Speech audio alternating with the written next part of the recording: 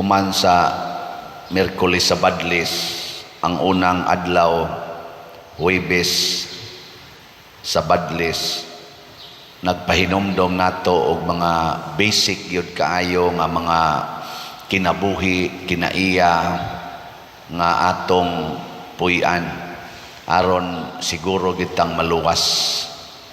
Lingay mong tupad na gusto kang maluwas. Kay kasagaran gusto tang maluwas, pero ang atong gisubay ang dalan sa kadautan. Unsa may dalan sa kadautan?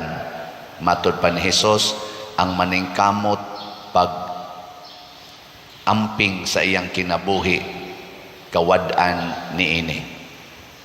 Sunan gana. Kaduhang lingi ing nag-amping ka sa imong tuhod.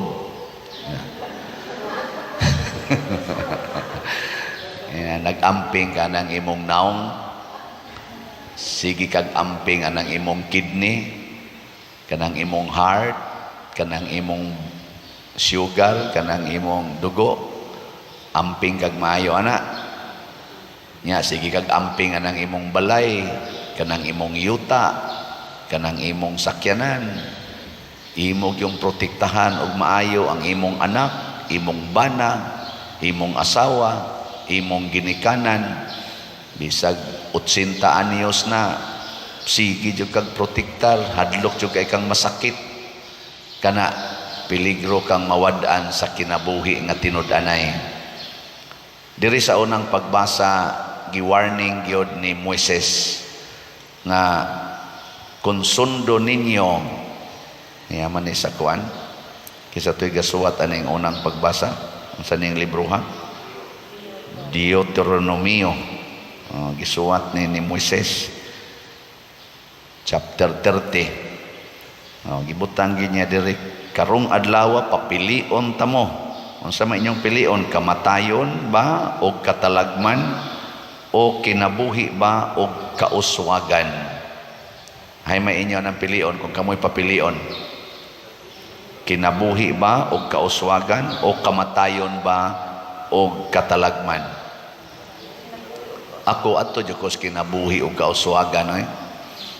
Pero gisulti ni Moises isip mouthpiece siya sa Ginoo.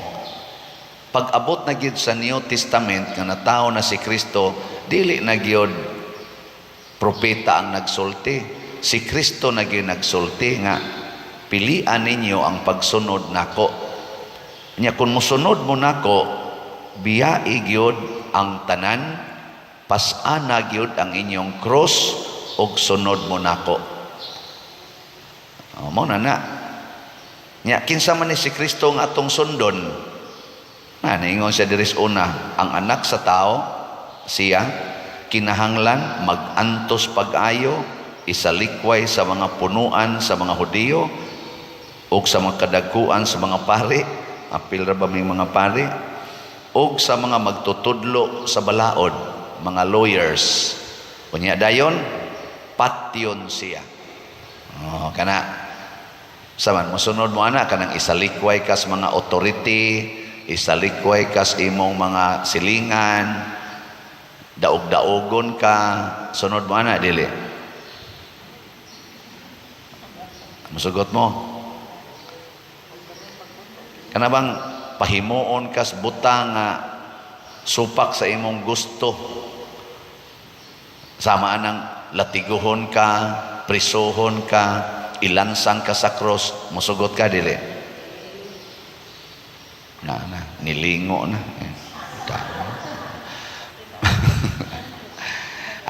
Kung maunay imong prinsipyo, sa ato pa nagpreserbar pakas imong kaugalingon. Kamong mga asawa, kung musunod mo sa Ginoo, unsa may sugo sa Ginoo, sundan ninyo ang inyong bana sa tanang higayon.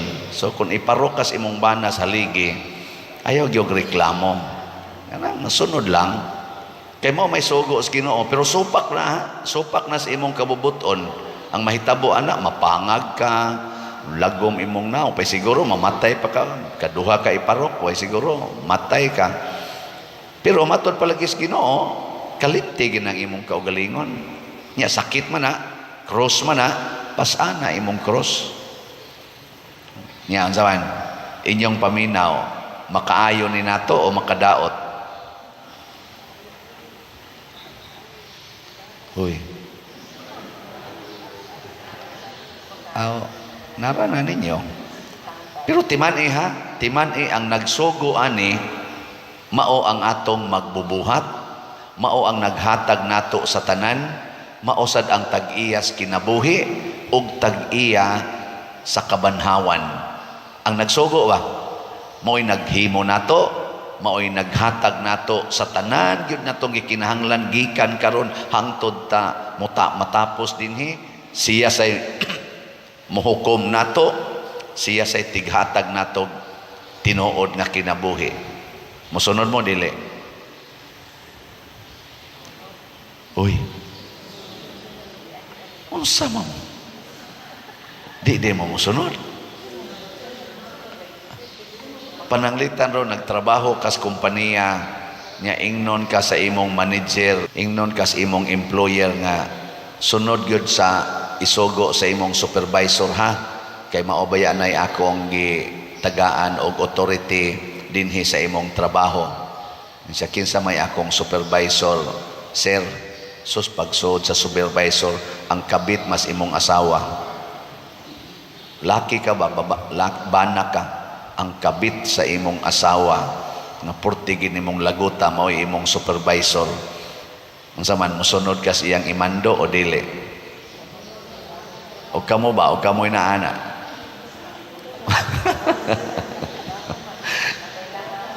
Kung ikaw nagmahal ka sa imong kaugalingon, moingon jud ka, mo resign ko. Way kapuslanan. Ana. Mao na inigresign nimo kadto ra man kumpanya ang makahatag nimo og kaluwasan sa inyong panginahanglan, mawad-an jud kas imong kanini ang gikinahanglan. Unya kung si Kristo nga ang iyang sugo di na ta kauyon, nya di na ta mosunod, siya raman ang makahatag nato og kinabuhi. Mo na ingos Kristo, magluwas kay mo sa inyong kinabuhi, pasabot din amo mo antos kuyog nako, din amo mo sunod sa akong mga pulong. Labi na ginang pulong ni Kristo nga higugmaa imong kaaway, kung tamparoson imong pikas aping, ipatamparos lang sang pikas. Kung naay mukawat sa imong butang, ayaw na kinigbawian. Kung dunay muhulam nimo, ayaw na paningil og bayad. Ano ba? Kung naay nakasa nga imong suod sa kinabuhi, asawa ba, anak ba, bana ba, pasaylo alag, kapituan, kapito, kana mga sugua ba? Kung di na ta kauyon ana, unsa may mahitabo? Mobiya ta. Mo din ang niingon si Kristo. Aduna ba'y makuha ang tao kung maiya ang tibuok kalibutan apan mawala ang iyang kinabuhi? Kayang kinabuhi naaman sa pulong ni Kristo, naaman sa pulong sa Ginoo. Muna ningon si Moises, kung sundo ninyo ang iyang mga sugo, mabulahan mo sa yuta nga inyong panag-iyahon. Apan kung isalikway ninyo ang mga pulong sa Ginoo, mawad-an mo sa kinabuhi hasta pang inyong kaliwatan. Sige, lingiyay mong tupad. Ing na, musigi ba kag palit og slot? Ing na. Kana, ginagmay ra kayo na ha? Ginagmay ra yung kayo ng sugua. Palit og slot. Nga, unsa man ang slot?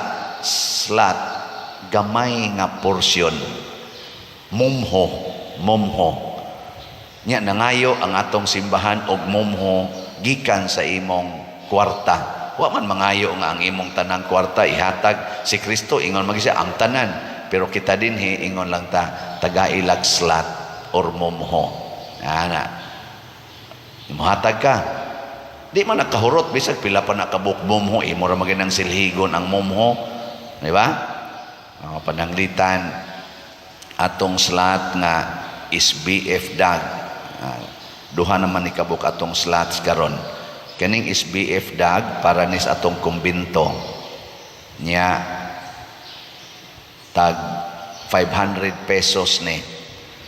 Kuna kay mumho diha nga niabot og 500 pesos palit ani. Nang lita naa kay kwarta nga 10,000. Kanang 500 mumho ra na sa 10,000. Labi na gyud naa kay 100,000. Ang 500 mumho ra gyud kayo na. Ingkaw niya pa dira nga akong kwarta 1,000 raman, bugo na siguro. Ang kanang 500 bugo na no? Pero pwede ba yagyapon nimong ihatag? Naigo man gyapon nas bracket nga giingos Ginoo, ihatag ang tanan. Tanan man. Pareha atong biyuda gud, ihatag man niya tanan.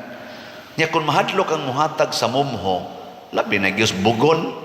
Katong among tawag bugon ba inyong tawag ana kanang dako nga ana bang tipakabas kanon ba? Bugon. Kaya usay gud ang bugon ka namang muburot atong dinhi ani na ako'y bugon. Pero mao ra bang gyapon? Umol ba? Ana ba? Nya mao na sa atong kuan unsa may resulta ng paghatag natog mumho nga SBF Dag nganhi sa simbahan ato nang gamiton sa atong kumbinto. Karon nag-anam naman nindot ang atong kumbinto, hapit naman na mag-anam naman nagkahuman. Dako kay tag mga bayronon. Pero kung kitang tanan ba nga nahigugma ni ining simbahan sa San Vicente Ferrer Paris Liloan, kamong tanan nga nahigugmas Ginoo sa iyang mga pulo nga sigihan akog sangyaw dinhi og mamalit lang tag manghatag lang tag mumho tag 500 pesos sa atong kapasidad as often as we could. Dali kay nang mabayran oy, di ba?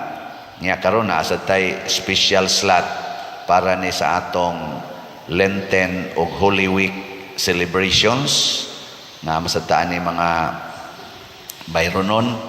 Nya naa sa tay ato ning gibana-bana siguro mugasto taani sa atong mga pangumpisal ngadto sa mga kuan mohatag mangita nag mga stipends o mga budget pangumpisal sa tanang kapilya sa ato mga selebrasyon mga sa Holy Week tanan o sa kanang atong napatay himo-himo nga kanang gimmick sa atong sugat ato sang nindot-nindot don og improve ang atong nindot naman to atong pamaagi sugat niya ato sa siyang ipanindot-nindot pagyod mo gasto mangita ana no pero kana pagpanindot na pagpalambo sa atong pagtuo niya sa ato sang pista ato maning gisagol aning atong special slot ang ato sang pista kay mosunod man din ang atong pista dinis parokya sumpay ra man na siya gani ang atong recollection mga sunod semana siguro magsugod naman ang atong confession,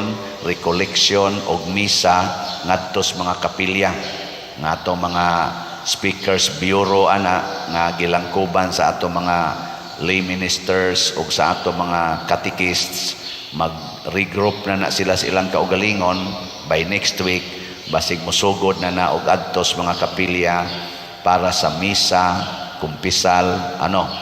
kumpisal recollection og misa nya ato sa ning gigimik-gimik ang motambong sa recollection sa misa og sa kumpisal basta motambong anang atong chapel activity og tawgon naman sa natog duaw patron kay kuyog naman diha ang duaw patron ang motambong ilista man na sila ang mga pamilya nga motambong maora toy atong hatagan og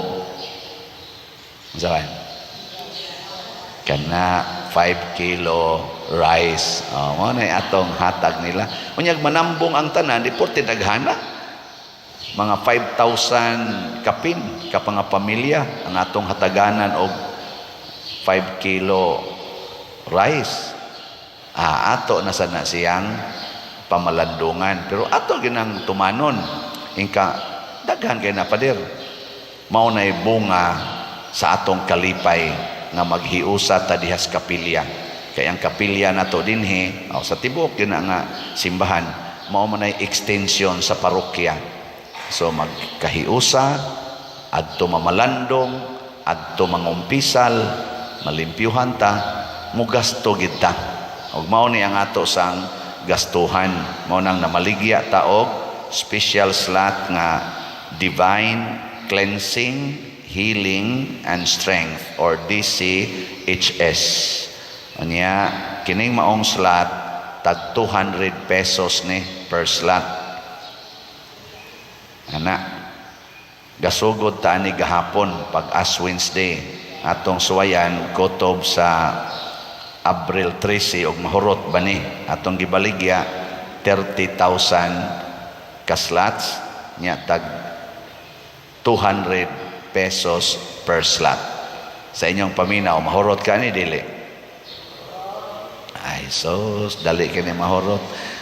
Kamong naminaw og mamalit lang mo usa ka slot gikan karon hangtod sa Abril usa lang ka slot siya ro di mo katigom og 200 nya inyong dasigon inyong kuyog sa balay apil na ng mga imong banang palainom kayo kadang imong anak sige sugal anang computer imo nang hangyoon nga pagtigom ka mo 200 ya dong kanang imong kaubas balay kusog kay mo patad na swertres kapag tigom ka diya nga 200 ato ipalit di ba kurot dayon ni unsa may mahimong bunga kalambuan sa pagtuo katumanan sa atong mga kalihukan nga katilingbanon sa Holy Week ug sa atong pista dinhis atong patron San Vicente Ferrer nya unsa may bunga ana mahimo ng tuburan sa daghan kayong mga grasya kay nagtuman man ta sugo sa Ginoo.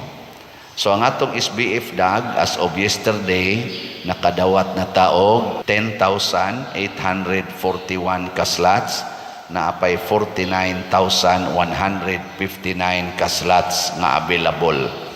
Nya ang ato sang DCHS halina na tag sugod og 20 ka slots napay 29,980 ka slots nga available. So atong pakpakan ang namalit niini. Salamat kayo. Kining mga pamaagi aron sa ding di ta mag-apil aning mga scams. Pagsunod gyapon ni sa tambag sa Ginoo dili sa tambag sa dautan. Mo nang niingon diri sa atong salmo bulahan sila nga nagalaom sa Ginoo. Nga ang first stanza, bulahan ang tao nga wala magsunod sa tambag sa dautan, ni maglakaw sa dalan sa makasasala, ni makiguban sa mga way ulaw, kundili nalipay pagpalandong sa balaod sa Ginoo adlaw o gabi. Hinaut unta ato ning pamalandungan kanunay. Nya mo reinforce niini ang mga activities nato. Akong gi-encourage ang tanang mga kapilya sakop dinhi sa atong parokya nga mag Via Crucis gyud kada Biyernes sa inyong kapilya. Via Crucis mo nya dinhi sad sa atong simbahan kada Biyernes human sa misas alas 6 nasa tay Via Crucis or Way of the Cross nga anhi dinhi sa sulod. Kani mga extra ni nga mga sakripisyo ni ining special nga Lenten season. Naot unta ato ning buhion ug maayos atong kinabuhi aron mabuhi sadta. Anang biyaan lang usa natong ato mga activities. Niya kining pagtinabangay, pagsigig hatag ngadtos mga kabos, kaning pagtabang sa mga nanginahanglan ug ang pagpasayloay mao ni ang mga sugo sa Ginoo nga makapabulahan nato. Sige, katapusang lingi sa imong tupad. Ing na sugod karon kalimtan na tika.